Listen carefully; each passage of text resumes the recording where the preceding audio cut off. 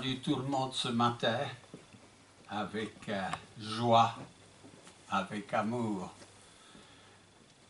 Permettez-moi de dire deux mots quand même en anglais. Good morning. We are happy with your presence this morning and for 3 months in Belgium, in Verviers. We are glad and we thank God for your presence and for the building who led to your 3 months here with us. I speak English, but I lack some practice, and I forget much. The subject this morning is John 17, the prayers sacerdotales. In French, one brother can read for me, and I will try to explain. I preach here since 1970. It's a long time, and Verviers was the third congregation when I was converted to Paris, Lille in France, and Verviers. Now we can count the number of the Church of Christ in the world, in the French world, Canada, Africa, and pardonnez-moi de dire encore de mon anglais. And Verviers exists because a GI in 45 gave a Bible course to one lady. He gave one Bible course, but God worked through what the man distribute a course. Bon, j'ai assez baragouiné en anglais. Alors, je disais que le thème principal de ce matin était Jean, chapitre 17,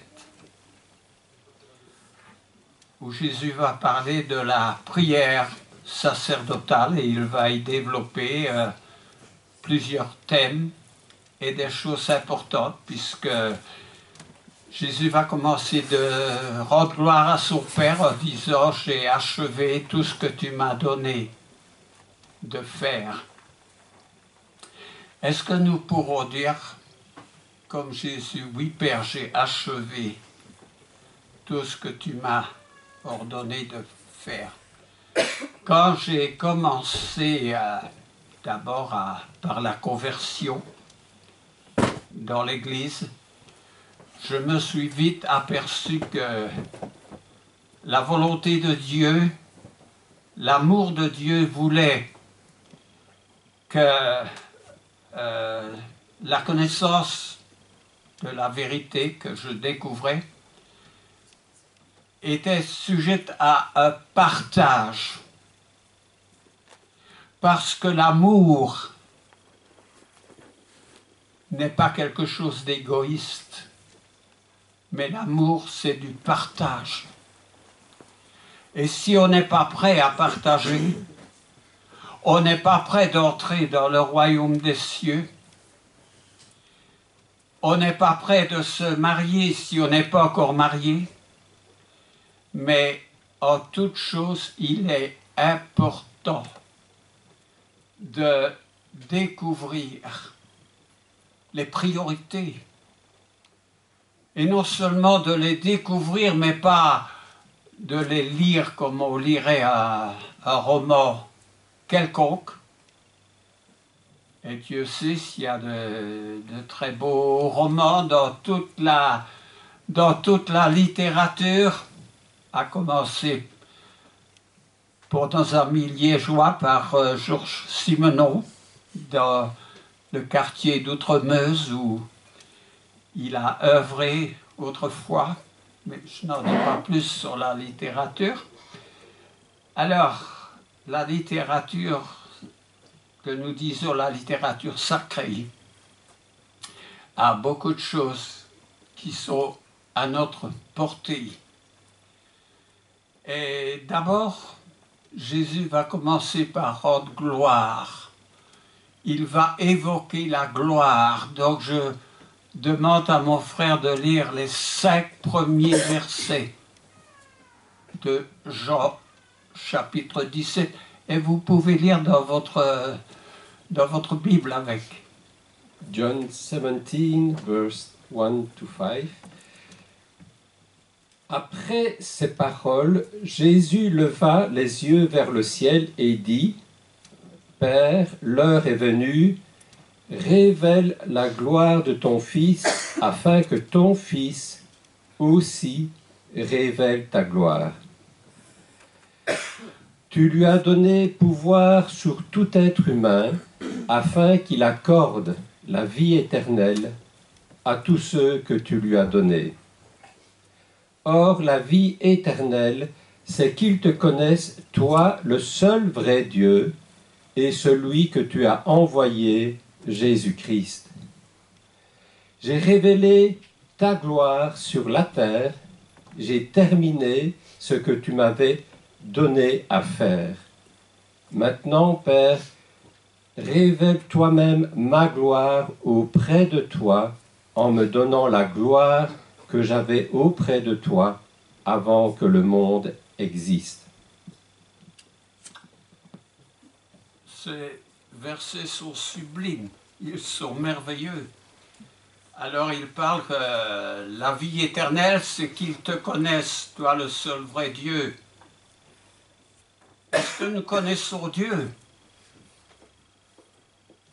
Est-ce que nous connaissons Dieu? Si nous désertons les classes bibliques où nous nous entretenons sur la divinité, sur Dieu, on ne peut pas dire que l'on connaît Dieu. Dieu exige une priorité. Notre frère a lu concernant la gloire de Dieu. La gloire de Dieu. Quand Moïse a rencontré le buisson qui était en feu, qui ne s'éteignait pas, et que la voix s'est mise à se faire entendre, Moïse a demandé, mais qui es-tu? Et le tétragramme, je suis celui qui suis. Moïse a demandé, montre-nous ta gloire. Montre-nous ta gloire. Évidemment, il n'était pas possible que Dieu montre sa face. Un autre a aussi demandé de voir la gloire. C'était Philippe. Et Philippe, en Luc, attendez, je vais essayer de distinguer la gloire. Philippe, en Jean 14, entre les versets 8 à 11, mon frère, si tu peux arriver à trouver en Jean 14, 8 à 11. John 14, 8, 11.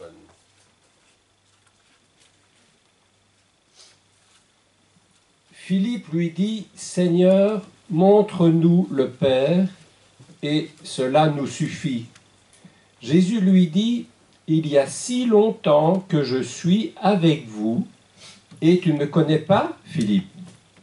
Celui qui m'a vu a vu le Père. Comment peux-tu dire, montre-nous le Père? Ne crois-tu pas que je suis dans le Père et que le Père est en moi? Les paroles que je vous dis, je ne les dis pas de moi-même. C'est le Père qui vit en moi, qui fait lui-même ses œuvres. Croyez-moi, je suis dans le Père et le Père est en moi. Sinon, croyez au moins à cause de ses œuvres. Si nous avons vu le Fils, nous avons vu le Père. À la naissance du Fils, la gloire est apparue au berger. En Luc au chapitre 2, entre les versets 8 à 14.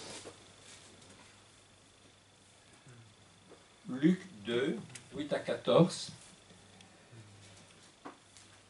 Et elle mit au monde 8 à 14, oui. Oui. Il y avait dans la même région des bergers qui passaient la nuit dans les champs pour y garder leurs troupeaux. Un ange du Seigneur leur apparut et la gloire du Seigneur resplendit autour d'eux. Ils furent saisis d'une grande frayeur.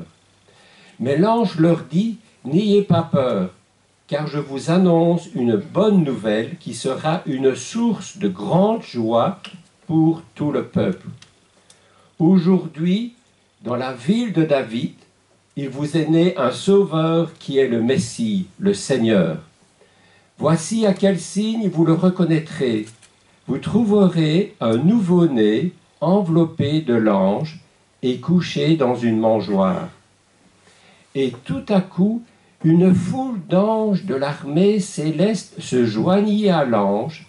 Ils adressaient des louanges à Dieu et disaient « Gloire à Dieu dans les lieux très hauts, paix sur la terre et bienveillance parmi les hommes. » Gloire à Dieu. La venue du Sauveur, la naissance de Christ, était un sujet de gloire. Et lorsque nous partageons cette bonne nouvelle de la venue d'un Sauveur, et lorsque nous l'acceptons, et toutes les choses qui vont avec, eh bien notre joie est parfaite. Aujourd'hui, je suis joyeux, intérieurement joyeux. Alors, la gloire, où se trouve-t-elle aujourd'hui? La gloire de Dieu, réfléchissons bien. L'apôtre Paul, à la fin du 3e chapitre aux Éphésiens, dit que la gloire est dans l'Église. Autrement dit, vous êtes la gloire de Dieu. Alors, vous êtes plus silencieux que à la naissance de Jésus, où les anges étaient là, où il y avait de la joie, parce qu'il y avait l'accomplissement des promesses. Ils réalisaient cela. Aujourd'hui, la gloire de Dieu, c'est nous, c'est vous. Et la gloire de Dieu, nous sommes des auditeurs taisants aujourd'hui. Alors, bien sûr, c'est la meilleure introduction qui pouvait être donnée par Jésus en Jean 17, d'évoquer la gloire de Dieu. Mais Jean va continuer, et je vais demander à mon frère, à partir de Jean 6, de lire une partie, tout ce qui concerne le contexte de ce qui va être évoqué. Jean 6. Non, pas Jean 17, à partir du verset 6. Jusqu'à quel verset? À partir du verset 6, tu peux lire plusieurs versets qui concernent le même sujet là. Ok, tu m'arrêteras. John 17, 6. Je t'ai fait connaître aux hommes que tu m'as donnés du milieu du monde. Ils étaient à toi et tu me les as donnés, et ils ont gardé ta parole. Maintenant, ils savent que tout ce que tu m'as donné vient de toi. En effet, je leur ai donné les paroles que tu m'as données, et ils les ont acceptées, et ils ont vraiment reconnu que je suis sorti de toi, et ils ont cru que tu m'as envoyé. C'est pour eux que je prie.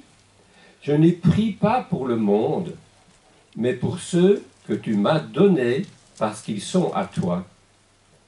Tout ce qui est à moi est à toi, et ce qui est à moi, et ce qui est à toi est à moi.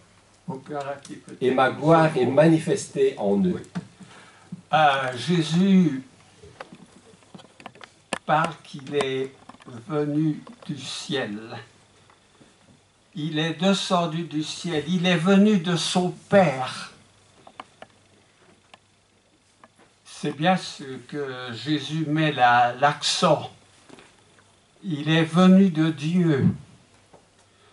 Alors Jésus était en Dieu.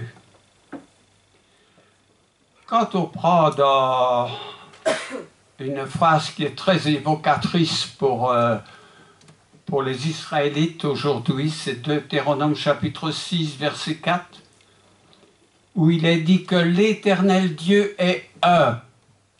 Je répète encore ce mot, Hachit, qui renferme toute la plénitude de l'unité de Dieu.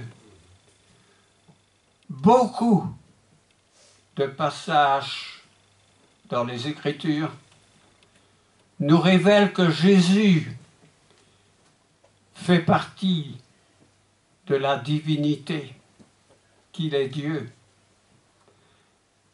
Dans l'économie de la rédemption, il est venu subordonner au Père sur la terre, mourir comme un impie pour que nos péchés soient pardonnés. Alors, Jésus va parler de cette unité dans laquelle mon frère s'est arrêté là. Quel passage? Tu peux continuer. En Jean 17 toujours? Oui.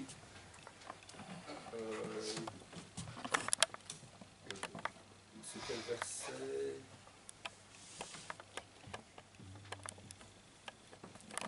Je t'ai coupé là tout à l'heure.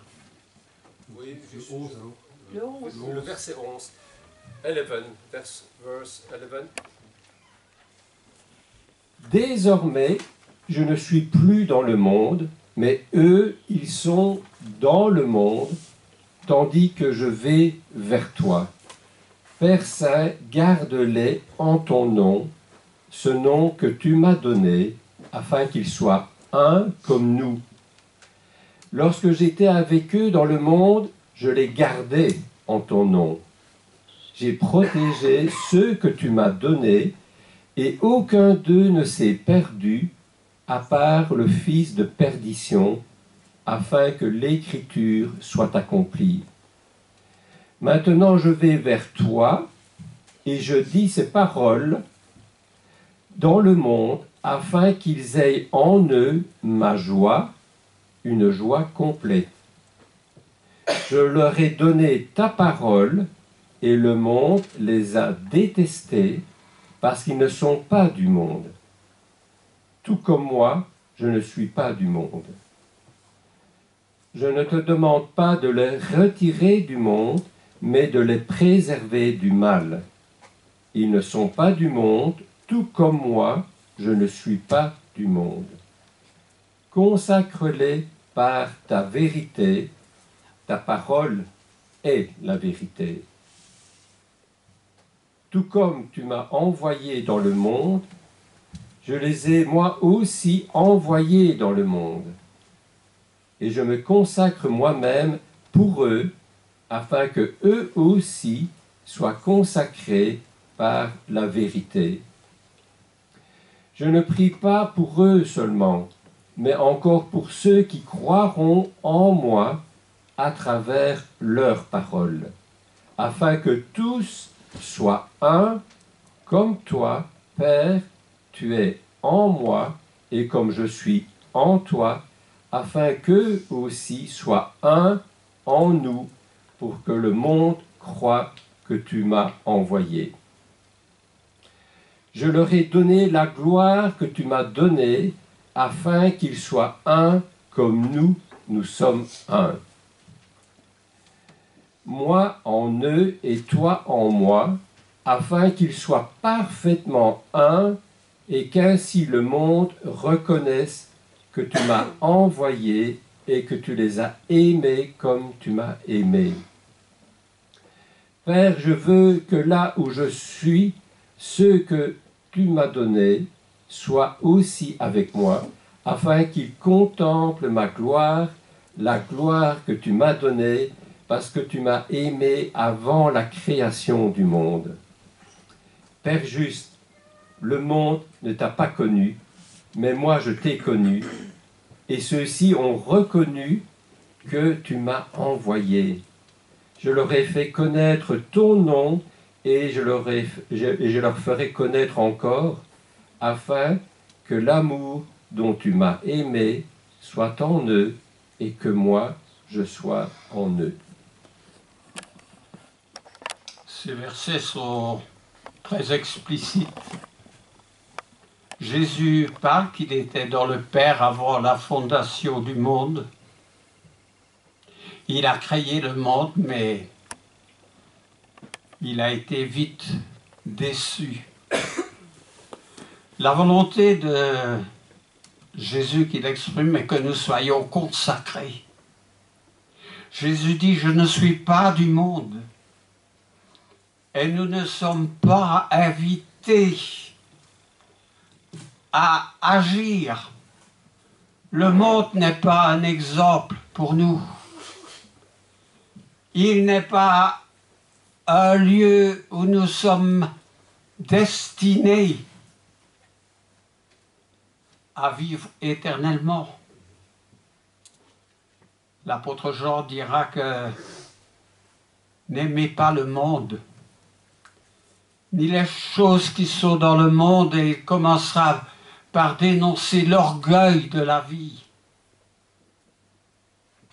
Nous nous plaisons dans le monde. Nous faisons du monde une priorité qui va jusqu'à nous poser la question, ouais, je deviendrai chrétien un jour. Quel jour? Le jour du retour de notre Seigneur. Le monde, ce n'est pas notre destinée, parce que la gloire du Père n'est pas dans le monde. Alors, Jésus met surtout l'accent sur le fait que moi et le Père, nous sommes un. Et nous sommes invités à être un. Dans la foi, dans le Père. Je dis bien dans la foi. Parce que ce monde religieux divisé aujourd'hui est une honte. Une honte pour Dieu. Tous disent, je suis chrétien, j'appartiens à une telle église, une telle société, une telle formation, un tel groupe. À quoi peut-on reconnaître que ces groupes dans lesquels le monde se trouve et dont très souvent nous nous trouvons aussi par manque de connaissances, comment pouvons-nous savoir que ce monde est de Christ? L'apôtre Paul en Éphésiens, au chapitre 4, dit « Il y a une seule foi, un seul baptême, un seul Seigneur. Il y a une seule Église. » Alors comment avoir l'assurance que nous nous trouvons du bon côté? Une seule foi. Oui, mais la foi n'est pas une foi morte. La foi de Christ est une foi vivante. Vous pouvez examiner les textes. Cette foi en Christ nous fait adhérer à devenir un homme nouveau. Il est question dans l'homme nouveau de naître d'eau et d'esprit. Je ne vais pas m'étendre sur le baptême aujourd'hui. Mais si je me trouve dans un groupe religieux où la première priorité n'est pas de se convertir, d'être baptisé pour que nos péchés soient effacés et pour devenir une nouvelle créature, si cela n'est pas enseigné en priorité, il y a quelque chose qui n'est pas en conformité avec les Écritures. Alors faisons attention, parce que l'apôtre Paul aussi en Éphésiens, il dénonce les mauvaises philosophies, les mauvaises doctrines. Il dénonce tout ce qui est en opposition avec la foi chrétienne. Alors nous devons, par les Écritures, par l'intelligence que Dieu nous donne, et par l'instruction que l'Église a pour mission de nous apporter, de corriger notre trajectoire. Vous savez, on lance des fusées vers les autres planètes, mais si on ne corrige pas leur trajectoire, un seul degré de différence fait passer la fusée à côté de l'endroit où on veut l'envoyer. Alors, ne dévions pas d'un seul degré dans la foi. Quand nous regardons les Écritures, ils étaient constamment assemblés pour rendre gloire à Dieu et pour s'instruire dans les Écritures. Dans les églises aujourd'hui, quand on fait une réunion pour examiner les Écritures, on est 3 ou 4. Où sont le reste? Si ce n'est dans le monde. Je sais qu'il y a des empêchements, les naissances, les maladies, les voyages, mais tout n'est pas excuse devant le Seigneur. Alors, si je vous parle d'une manière franche aujourd'hui, d'une manière claire, d'une manière avec assurance, c'est parce que je ne sais combien de fois